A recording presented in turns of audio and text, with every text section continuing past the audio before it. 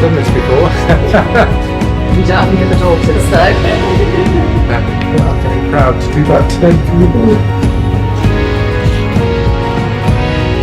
I'm going to hold it in so I don't press me. No. It's hard. You can't all cry at me. That's too much. I'm not crying. I'm really excited. I'm happy. This is very intense. It's so exciting.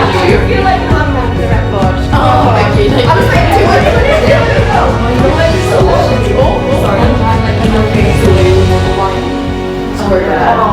It looks so much better than it even did when I saw you try it on.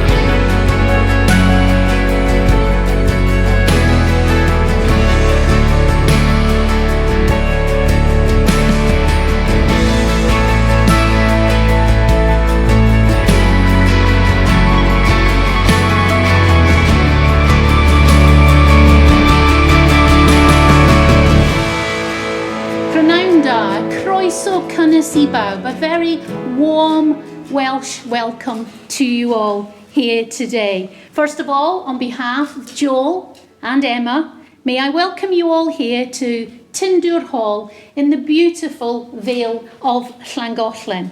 And I know it means a great deal for both Emma and Joel that you can all be here to share in their happiness on this very special occasion.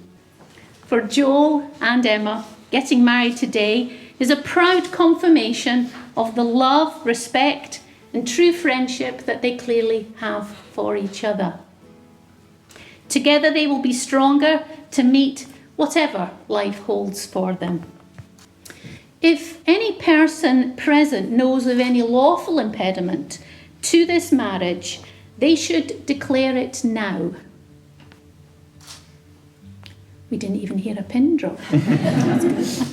I do solemnly declare that I know not of any lawful impediment why I, Joel Levi Blue Hancock,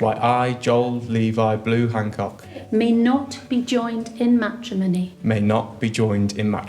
to Emma Jane Barrett. Well done. I do solemnly declare that I know not of any lawful impediment why I, Emma Jane Barrett, may not be joined in matrimony may not be joined in matrimony to Joel Levi Blue Hancock. to Joel Levi Blue Hancock. Joel, will you take Emma to be your wife? Will you comfort her in life's sorrow and pain? Will you rejoice with her through the good times? And will you remain true to her for the rest of your lives together? I will. Emma, will you take Joel to be your husband? Will you comfort him in life's sorrow and pain? And will you rejoice with him through the good times? And will you remain true to him for the rest of your lives together? I will. She was nodding before I did it. It's like, yeah. I call upon These persons here present these persons here present to witness that I, Joel Levi Blue Hancock, do take thee, Emma Jane Barrett, to be my lawful wedded wife, to be my lawful wedded wife, to love and to cherish to love and to cherish from this day forward. from this day forward. I call upon These persons here present these persons here present to witness that I, Emma Jane Barrett, to witness that I, Emma Jane Barrett, do take thee, Joel Levi Blue Hancock, do take thee, Joel Levi Blue Hancock. you can blame his brother apparently. Yeah. Middle names, to be my lawful wedded husband, To be my lawful wedded husband, to love and to cherish to love and to cherish from this day forward. from this day forward. Well done. The wedding ring is an unbroken circle symbolising unending and everlasting love, and is the outward sign of the lifelong promises that you have made to each other. And Thomas, you did really well bringing that ring in and passing it on to Dean. But Dean, can I ask you to present the rings, please? Yeah, so Joel, if you take Emma's ring first. Emma, I give you this ring As a token of our marriage, as a token of our marriage and as a symbol of all that we share, and as a symbol of all that we share. please wear it with a feeling of love and pride, Please wear it with a feeling of love and pride, now and always. now and always. Okay. Joel, I give you this ring As a token of our marriage, as a token of our marriage and as a symbol of all that we share, and as a symbol of all that we share. please wear it with a feeling of love and pride, Please wear it with a feeling of love and pride, now and always. now and always. This day is the start of your new life together. We hope that the feeling of love that you clearly have for each other will deepen and grow ever stronger throughout the years to come. It now gives me the greatest of pleasure to pronounce you husband and wife, and this is what you've been really waiting for, isn't it? Would you like to kiss your wife? Congratulations!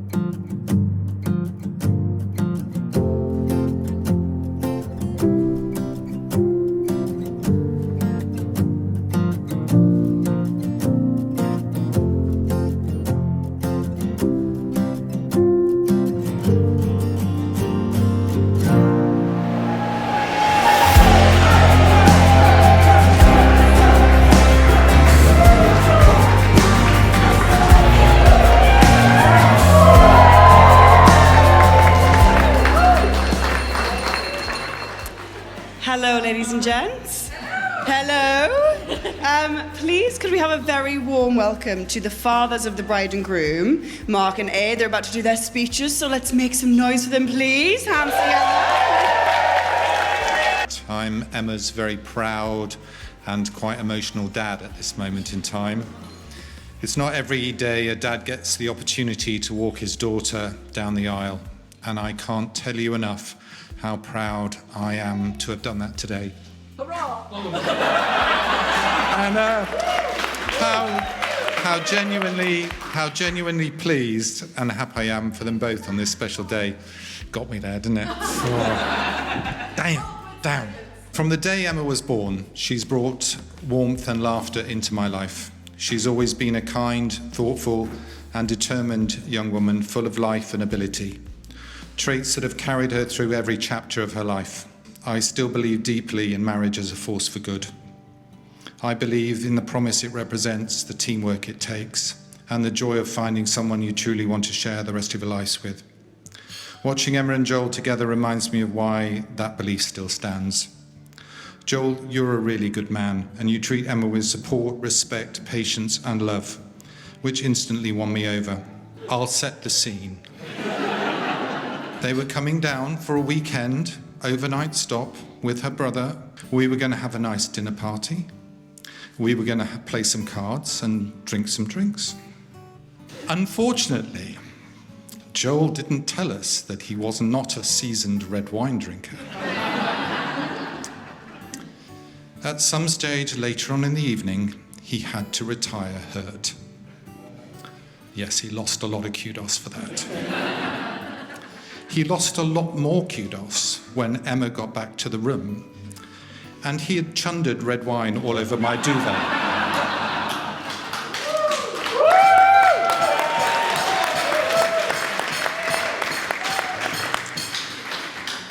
However, I'm glad to report that this initial meeting did not in any way change my impressions of you, Joel. You are a good man and an ideal match for my daughter, and I am extremely proud to have you as a son-in-law. We spend years trying to prepare our children for the world, but in the end, they can teach us just as much. Emma and Joel have reminded me that love, real love, is about kindness, commitment, and being on the same team, no matter what comes your way. Raise your glasses to love, laughter, and a lifetime of shared happiness to Emma and Joel. Here we are. Finally, we've done it. Well done, Joel, and well done, Emma. So I've got many reasons myself for being very proud of my son, Joel, because he's grown to be a bigger and better man than I thought was possible. And he has had to put up with me as a dad all the times that he has made me proud. When he's played rugby, I can remember screaming my lungs out, being the loudest parent on the sideline. But he also has been a partner to me when it comes to, you ready? Bird watching. We like peckers, shags, tits. And we've spent many a time together doing just that, with a pair of binoculars. But there's two particular moments that made me so proud. And one is when he asked Emma to marry him, the engagement. He did it in such a beautiful way. In one of our favourite places in the world, isn't it, Anglesey? And he picked his moment, and it was awesome. And when they told me, I was in tears. Emma's lovely, and he's done really well. The other time is when he played the lead, Danny Zuko, in Grease. But I've always thought, you know, as a parent, as a dad, as a father, as you call me, you're not supposed to be their friend when they're growing up. You're supposed to be there as a parent. And as a father, you're supposed to encourage them, guide them. But I'm fortunate because he's also not only my son, but he's also my friend as well. Emma, you look amazing. You look wonderful, beautiful. Joel, I'm so proud of you, son. Really proud of you both. Welcome to the family, Em. You're going to make it so much better. Everybody, if you would. Joel and Emma.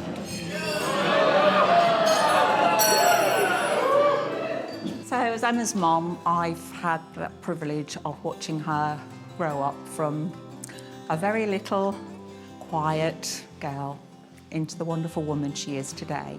And we've been able to spend many times together just as friends as well. From the moment she was born, she's brought such joy into my life. And she knows I'm going to say it, and I'm going to say it anyway. But on the very rare occasions that she was naughty, it was rare, but when she was naughty and I had to tell her off, when I went to bed that night, there on my pillow was a little note, sometimes with a sweet or a chocolate, to say how sorry she was and she wouldn't ever do it again. But Emma is the kind of person who she waits, she watches, and then she only acts when she knows she can do something properly. We took her to the local swimming pool and she adamantly refused to wear her armbands. But there she was. I'm like, well, you know, you're going to jump in, you're going to go under the water, and then you're going to learn your lesson. So she did. She jumped in, she went under the water, she came back up, a bit startled, and then she swam from there to the end of the pool at the age of 2. As if to say, do you know, I told you I could do it. And I love I've got Thomas as a fan over there. Anyway, that has always been her way. She's thoughtful, steady, careful, and she's quietly determined. She never rushes into things. She takes the time, thinks things through, and when she decides, you can bet it's the right choice. So it came as no surprise to find that this is how she'd approach love too. No rushing in, no drama, no whirlwind romance, because Emma doesn't just dive in. She chooses carefully. And what a wonderful choice she's made in Joel. As my mum, Janet, often likes to say, Joel has everything. Looks,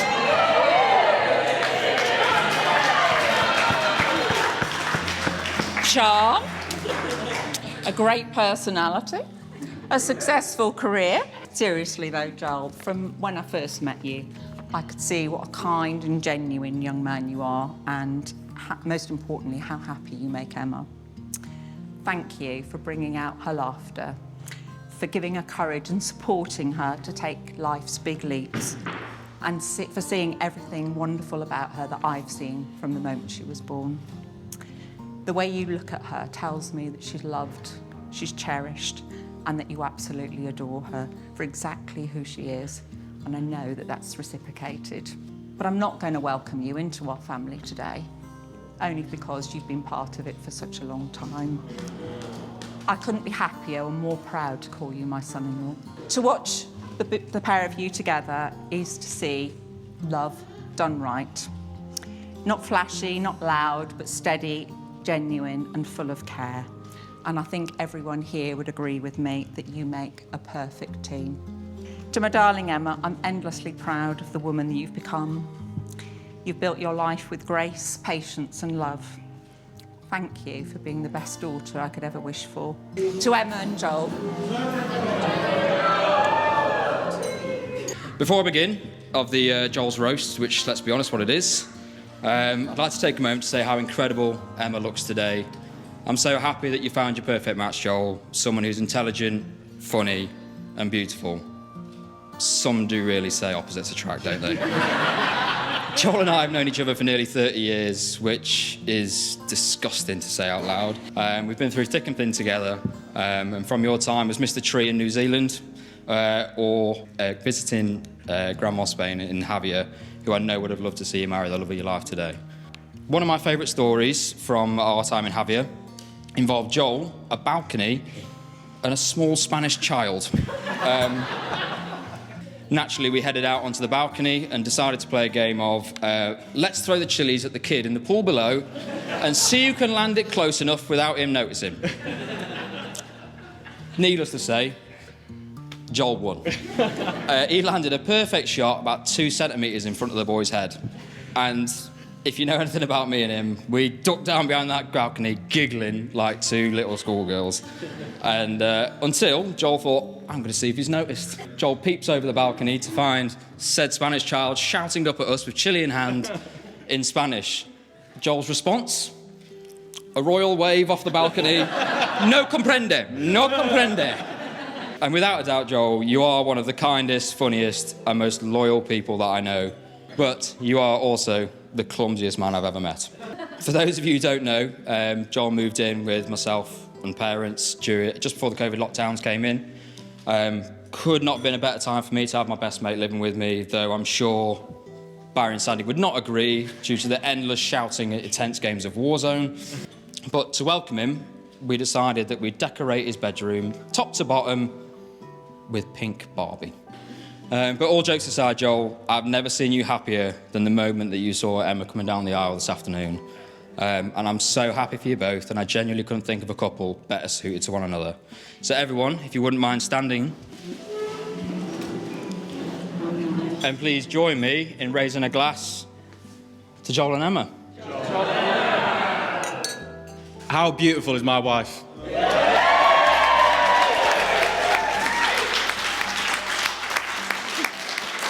It's a nice, easy one, isn't it?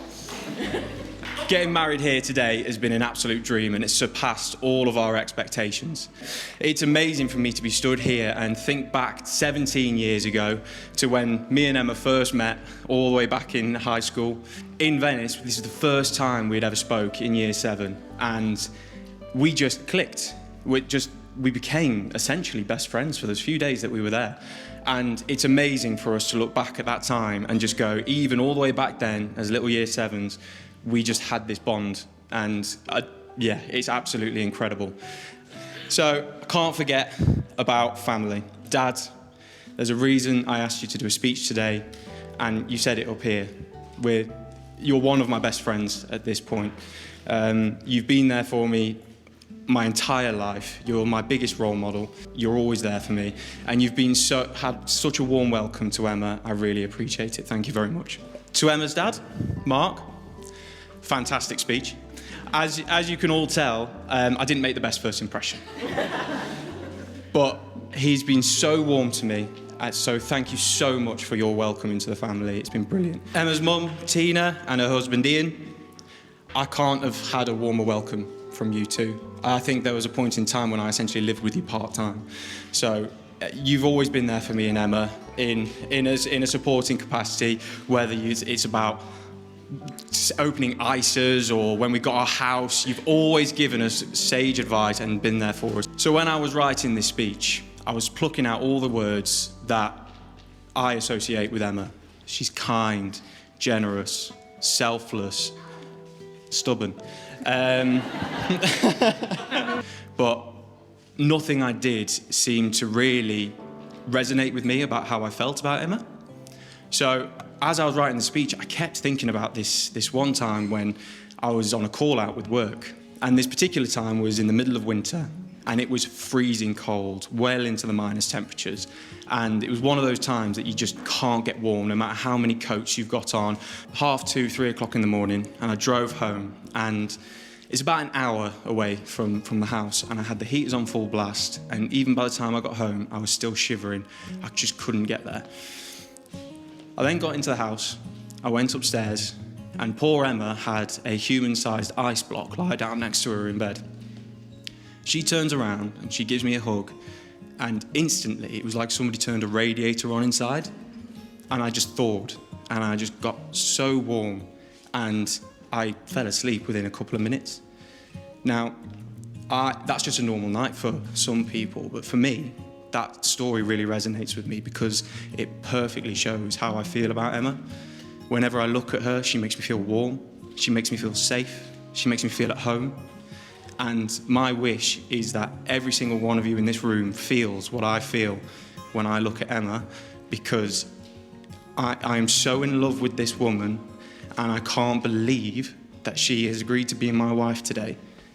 Thank you so much.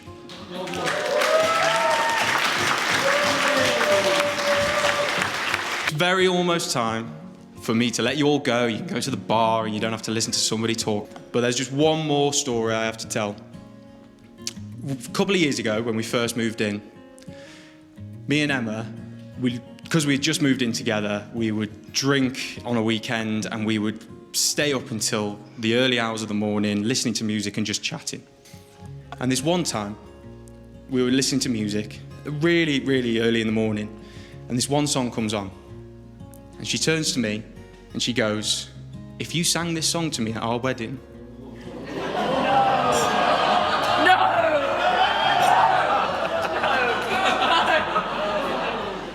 "If you sang this song to me at our wedding, I would cry."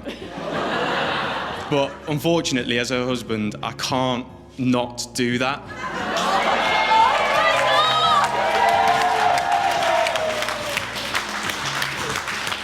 Amy, if you don't mind.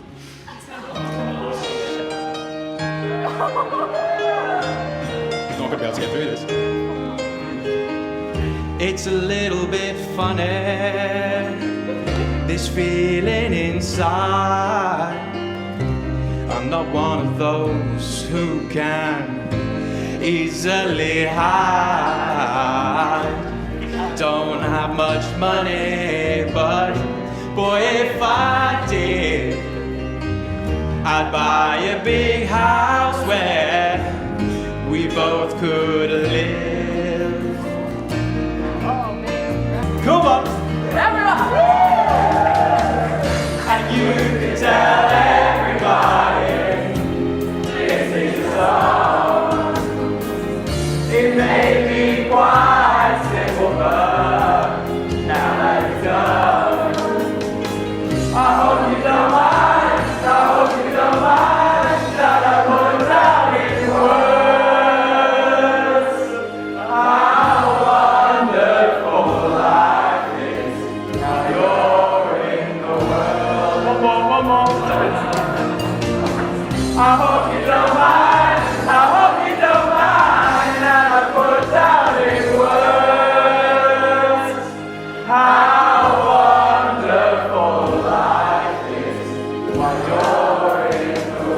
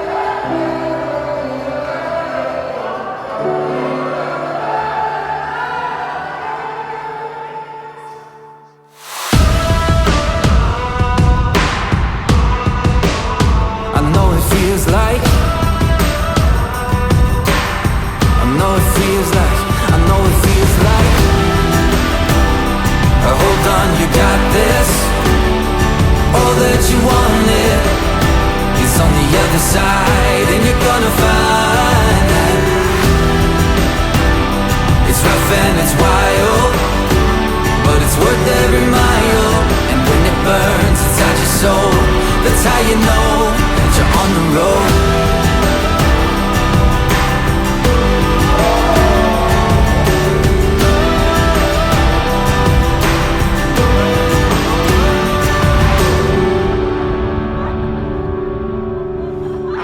Final toast to the most beautiful woman in the world, the most amazing person, and the best decision I've ever made. Thank you. Cheers.